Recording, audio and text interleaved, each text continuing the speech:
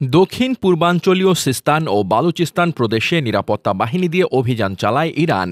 এতে ইসরায়েলি গোয়েন্দা সংস্থা মোসাদের সঙ্গে সংশ্লিষ্ট ৫০ জনের বেশি এজেন্ট আটক হয়েছে বলে দাবি করেছে দেশটির ইসলামী বিপ্লব গার্ড বাহিনী।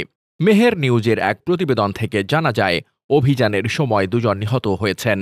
১ জুলাই মঙ্গলবার এক বিবৃতিতে আইআরজিসির স্থলবাহিনীর কোচ ঘাঁটি জানিয়েছে, ইসরায়েলপন্থী সন্ত্রাসী ও ভাড়াটে গোষ্ঠীগুলোর বিরুদ্ধে কয়েক দফায় পরিচালিত অভিযানে এসব ব্যক্তি আটক হন।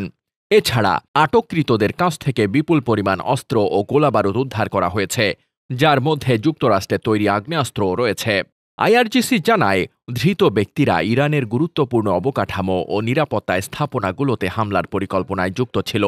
গোটা অভিযানটি ২ সপ্তাহব্যাপী পরিকল্পনার ভিত্তিতে বাস্তবায়ন করা হয়েছে।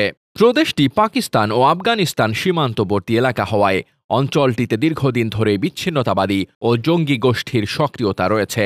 ইরান বারবারই অভিযোগ করে আসছে, এই অঞ্চলকে ব্যবহার করে ইসরায়েলের গোয়েন্দা সংস্থা মোসাদ এবং যুক্তরাষ্ট্রের সিআইএ দেশের ভেতরে নাশকতামূলক কার্যক্রম পরিচালনা করছে।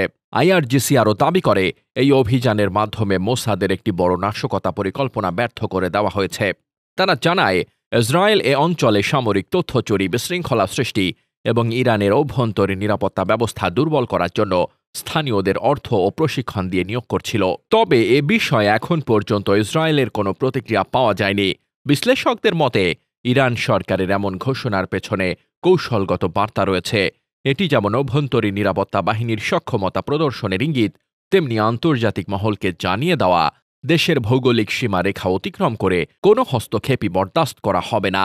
আটক ব্যক্তিদের পরিচয় আনুষ্ঠানিকভাবে প্রকাশ করা হয়নি, তবে ইরানের পক্ষ থেকে জানানো হয়েছে, তাদের বিরুদ্ধে আইন অনুযায়ী ব্যবস্থা গ্রহণ করা হবে এবং দেশের নিরাপত্তা ও সার্বভৌমত্বের বিরুদ্ধে ষড়যন্ত্রকারীদের কঠোর শাস্তি দেওয়া হবে। Desk report, বার্তাবাজার।